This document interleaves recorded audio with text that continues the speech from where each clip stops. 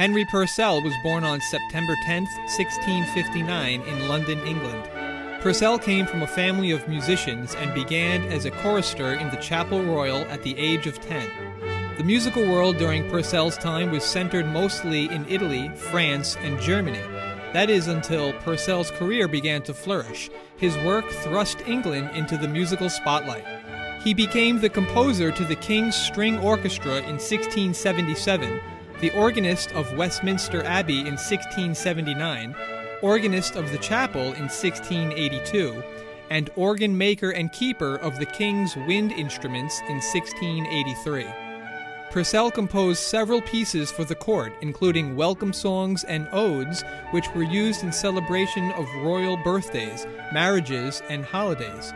The most beloved piece was the 1692 ode for St. Cecilia's Day, Hail, Bright Cecilia.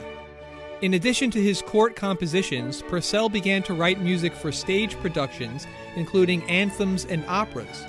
His most famous was Dido and Aeneas in 1689. Purcell and his wife Frances had 6 children. However, 4 died in infancy. Only son Edward and daughter Frances survived till adulthood.